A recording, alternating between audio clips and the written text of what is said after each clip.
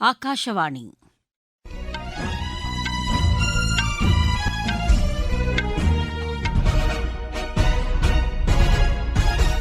செய்திகள் வாசிப்பவர் சித்ரா பாலசுப்ரமணியன். தலைப்புச் செய்திகள்: பழங்குடியின இளைஞர்களின் மேம்பாட்டிற்கு மத்திய அரசு பல திட்டங்களை செயல்படுத்தி வருவதாக குடியரசுத் தலைவர் திருமதி திரௌபதி முர்மு தெரிவித்துள்ளார். இந்திய நேபாள இருதரப்பு உறவுகளில் மூன்றாவது நாட்டின் தலையீடு தேவையில்லை என வெளியுறவு அமைச்சகம் கூறியுள்ளது. அகஸ்திய மலைப்பகுதியில் உள்ள ஆக்கிரமிப்புகளை விரைந்து அகற்ற கேரளம் மற்றும் தமிழக அரசுகள் நடவடிக்கை எடுக்க வேண்டும் என உச்சநீதிமன்றம் உத்தரவிட்டுள்ளது. எல்னினோ தாக்கம் காரணமாக இவ்வாண்டு உலகம் முழுவதும் வெப்பம் அதிகரிக்கும் என உலக வானிலை அமைப்பு தெரிவித்துள்ளது. இந்தியா, இங்கிலாந்து அணிகளுக்கு இடையேயான மூன்றாவது மற்றும் இறுதி மகளிர் டுவெண்டி கிரிக்கெட் போட்டி இன்று நடைபெறுகிறது. இனி விரிவான செய்திகள். பழங்குடியின இளைஞர்களை மேம்படுத்தவும் அவர்களுக்கான அதிகாரத்தை உறுதி செய்யவும் மத்திய அரசு பல்வேறு திட்டங்களை செயல்படுத்தி வருவதாக குடியரசுத் தலைவர் திருமதி திரௌபதி முர்மு தெரிவித்துள்ளார். புதுதில்லியில் இன்று பழங்குடியின மாணவர்களுக்கான கல்வி உதவித்தொகை வழங்கும் நிகழ்ச்சியில் பேசிய அவர், கல்வி உதவித்தொகையை படிப்பதற்கான நிதி உதவியாக மட்டும் கருதாமல் இளைஞர்களின் கனவுகளை நனவாக்கும் ஆயுதமாக தாம் கருதுவதாக குறிப்பிட்டார். புதிய வாய்ப்புகளை அடைவதற்கான கதவுகளை கல்வி உதவித்தொகை திறந்து விடுவதாகவும் அவர் கூறினார்.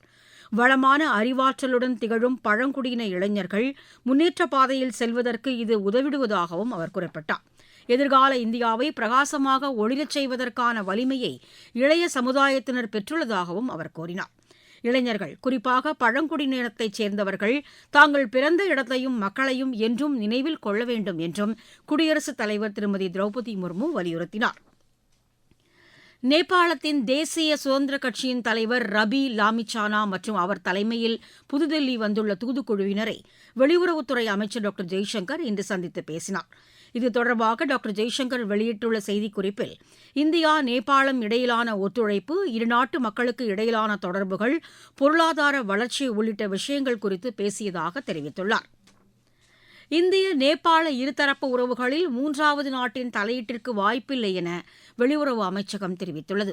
புதுதில்லியில் இன்று செய்தியாளர்களிடம் பேசிய வெளியுறவு அமைச்சக செய்தித் தொடர்பாளர் திரு ரந்தீர் ஜெய்ஸ்வால், இந்திய நேபாள எல்லைப்பகுதி குறித்து நேபாள பிரதமர் தெரிவித்த கருத்துக்கள் தொடர்பாக அந்நாட்டு வெளியுறவு அமைச்சகம் வெளியிட்டுள்ள அறிக்கையில் எவ்வித சர்ச்சையும் இல்லை என தெரிவித்துள்ளார். இந்திய நேபாள எல்லை தொடர்பான 98% சர்ச்சைகளுக்கு முற்றுப்புள்ளி வைக்கப்பட்டு விட்டதாகவும், சில பிரச்சினைகளுக்கு சுமூகமாக இருதரப்பு பேச்சுவார்த்தையின் மூலம் தீர்வு காணப்படும் என்றும் கூறினார். ஜம்மு காஷ்மீர் தொடர்பாக பாகிஸ்தான், ஐரோப்பிய யூனியன் வெளியிட்டுள்ள கூட்டறிக்கையில் தெரிவித்துள்ள கருத்துக்களை இந்தியா மறுப்பதாகவும் அவர் குறிப்பிட்டார். ஜம்மு காஷ்மீர், லடாக் ஆகியவை இந்தியாவின் ஒருங்கிணைந்த பகுதி என்றும் திரு ரந்தீப் ஜெய்ஸ்வால் தெரிவித்தார்.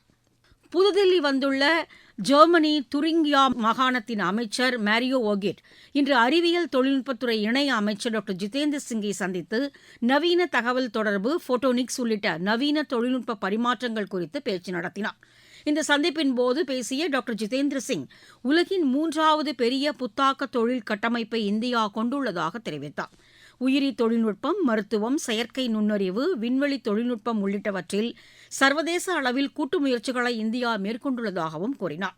இந்தியாவும் ஜெர்மனியும் அறிவியல் தொழில்நுட்பம், புதிய கண்டுபிடிப்புகள் மற்றும் மக்களுக்கு இடையிலான உறவுகளில் நீண்டகால தொடர்பை கொண்டிருப்பதாகவும் அவர் குறிப்பிட்டார். அறிவியல் ஆராய்ச்சி மற்றும் தொழிலக மேம்பாட்டில் புதிய வாய்ப்புகள் இந்தியாவில் உள்ளதாகவும் டாக்டர் ஜிதேந்திர சிங் தெரிவித்தார். 4 நாள் பயணமாக இந்தியா வந்துள்ள மியான்மர் அதிபர் யூ மிங் ஆங் இன்று மும்பை சென்றுள்ளார். சத்ரபதி சிவாஜி விமான நிலையத்தில் மகாராஷ்டிரா ஆளுநர் திரு ஜிஷ்ணுதேவ் வர்மா, மாநில அமைச்சர் திரு ஜெயக்குமார் ராவல் ஆகியோர் அவரை வரவேற்றனர். மும்பையில் தொழிலதிபர்களை சந்தித்து முதலீட்டுக்கான வாய்ப்புகள் குறித்து மியான்மர் அதிபர் ஆலோசனை நடத்தவுள்ளார். மும்பை மக்கள் மாளிகையில் நடைபெறும் சிறப்பு நிகழ்ச்சியில் அவர் கலந்து கொள்கிறார். முதலமைச்சர் திரு தேவேந்திர பட்னவிஸும் இந்த நிகழ்ச்சியில் கலந்து கொள்வார் என தெரிவிக்கப்பட்டுள்ளது. குடியுரிமை மற்றும் விசா விதிகளில் மத்திய அரசு மாற்றம் செய்துள்ளது.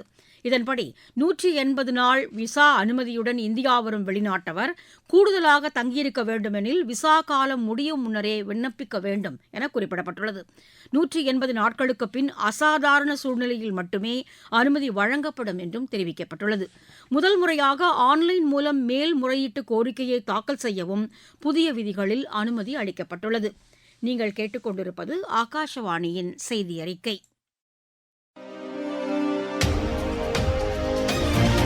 ஊரக வளர்ச்சிக்கான புதிய அத்தியாயம். வளர்ச்சியடைந்த இந்தியாவிற்கான ஊரக வேலைவாய்ப்பு உறுதி மற்றும் வாழ்வாதார சட்டம் ஜூலை மாதம் 1ஆம் தேதி முதல் செயல்பாட்டுக்கு வருகிறது. இந்த சட்டம் வருடத்திற்கு 125 நாட்கள் வேலையை உறுதி செய்கிறது. இதில் வாரந்தோறும் ஊதியம் வழங்கப்படுவது கட்டாயமாக்கப்பட்டுள்ளது. பணி முடிந்த 15 நாட்களுக்குள் ஊதியம் வழங்குவதை உறுதி செய்வதற்கான அம்சங்களும் இதில் இடம்பெற்றுள்ளன. ஊதியம் காலதாமதமாக வழங்கப்பட்டால் அதற்கான இழப்பீட்டுத் தொகைக்கும் இதில் வகை செய்யப்பட்டுள்ளது.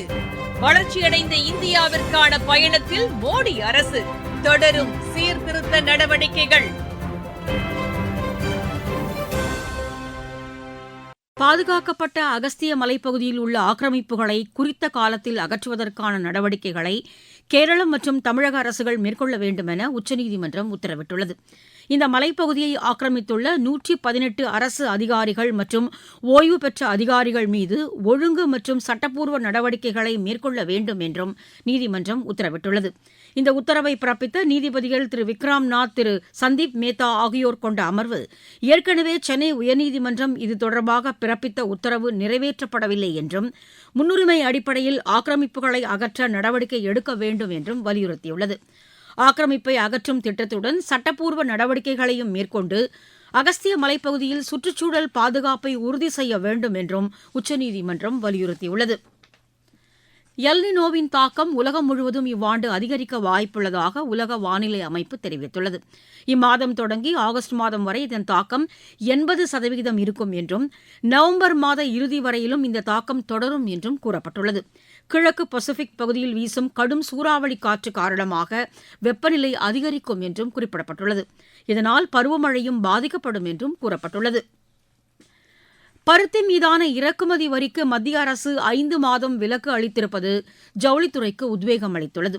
கோவையில் செயல்படும் தென்னிந்திய பஞ்சாலைகள் சங்கம் இந்த அறிவிப்பை வெளியிட்டதற்கு பிரதமர் திரு நரேந்திர மோடி, மத்திய நிதியமைச்சர் திருமதி நிர்மலா சீதாராமன், வேளாண் அமைச்சர் திரு சிவராஜ் சிங் சௌஹான், வர்த்தக தொழில்துறை அமைச்சர் திரு பியூஷ் கோயல் ஆகியோருக்கு நன்றி தெரிவித்துள்ளனர். இந்த வரி விலக்கு பருத்தி பருவமில்லாத காலத்தில் பஞ்சு பற்றாக்குறையையும் தரமான பஞ்சு தேவையையும் பூர்த்தி செய்யும் என தென்னிந்திய பஞ்சாலைகள் சங்க தலைவர் திரு துரை பழனிசாமி செய்தியாளர்களிடம் தெரிவித்தார். 11% காட்டனுக்கு உண்டான இம்போர்ட் டியூட்டியை சென்ட்ரல் கவர்மெண்ட் இப்போ ஒரு டெம்பரரி ரிலீஃப் ஒரு 5 மாசத்துக்கு கொடுத்துருக்காங்க. இது நம்மளோட டெக்ஸ்டைல் இண்டஸ்ட்ரிக்கு ஒரு பெரிய சப்போர்ட்டா இருக்கும். இன்னைக்கு டெக்ஸ்டைல் இண்டஸ்ட்ரி மறுபடியும் இம்ப்ரூவ் ஆயிட்டு இருக்கு. FTA எல்லாம் சைன் ஆகி எக்ஸ்போர்ட்ஸ் எல்லாம் இம்ப்ரூவ் ஆகும்போது கிட்டத்தட்ட நம்மளோட காட்டன் கன்சப்ஷன் கண்டிப்பா 10 to 20 லட்சம் பேர் ஜாஸ்தி ஆகும். காட்டன் நமக்கு ஒரு ஸ்ட்ராங் ப்ராடக்ட். ஸோ அதுல growth ஈஸியா வந்துடும். இந்த 11% இம்போர்ட் டியூட்டி எடுக்கிறதுங்கிறது எல்லா ஸ்டேட்டை விட தமிழ்நாட்டுக்கு இது ரொம்ப இம்பார்ட்டன்ட். தமிழ்நாட்டில் தான் அதிக spinning mills and textile industry இருக்கு. கடந்த மாதத்தில் UPI மூலம் 2,32,00,000 பண பரிவர்த்தனைகள் மேற்கொள்ளப்பட்டுள்ளதாக மத்திய நிதி சேவைகள் துறை தெரிவித்துள்ளது. இது தொடர்பாக வெளியிடப்பட்டுள்ள சமூக வலைதள பதிவில் UPI தொடங்கப்பட்ட 10 ஆண்டுகளில் உலகின் மிகப்பெரிய பண பரிவர்த்தனை தளமாக இது உருவெடுத்துள்ளதாக தெரிவிக்கப்பட்டுள்ளது. இந்தியாவின் மின்னணு பொருளாதார கட்டமைப்பின் ஆதாரமாக UPI விளங்குவதாகவும் நிகழ்நேர பண பரிவர்த்தனையை இது உறுதி செய்வதாகவும் குறிப்பிடப்பட்டுள்ளது. விளையாட்டுச் செய்திகள். இந்தியா இங்கிலாந்து அணிகளுக்கு இடையேயான 3வது மற்றும் இறுதி மகளிர் 2020 கிரிக்கெட் போட்டி இன்று நடைபெறுகிறது. டவுன்டனில் இப்போட்டி இரவு 11 மணிக்கு தொடங்குகிறது. இந்தோனேஷிய ஓபன் பேட்மிண்டன் போட்டியில் இந்தியாவின் ஹரிஹரன் அம்சகருணன் அர்ஜுனன் இணை காலிறுதிக்கு முந்தைய சுற்றுக்கு முன்னேறியுள்ளது. ஆடவர் இரட்டையர் பிரிவு முதல் சுற்று ஆட்டத்தில் இந்த இணை 21-18, 21-10 என்ற செட் கணக்கில் மலேசியாவின் நூர் முகமது அசரின் வி கியோங் தான் இணையை வென்றது. மீண்டும் தலைப்புச் செய்திகள்.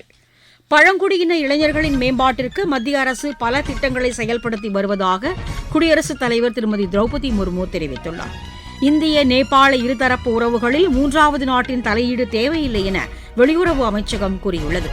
அகஸ்திய மலைப்பகுதியில் உள்ள ஆக்கிரமிப்புகளை விரைந்து அகற்ற கேரளம் மற்றும் தமிழக அரசுகள் நடவடிக்கை எடுக்க வேண்டும் என உச்சநீதிமன்றம் உத்தரவிட்டுள்ளது. எல்னினோ தாக்கம் காரணமாக இவ்வாண்டு உலகம் முழுவதும் வெப்பம் அதிகரிக்கும் என உலக வானிலை அமைப்பு கூறியுள்ளது.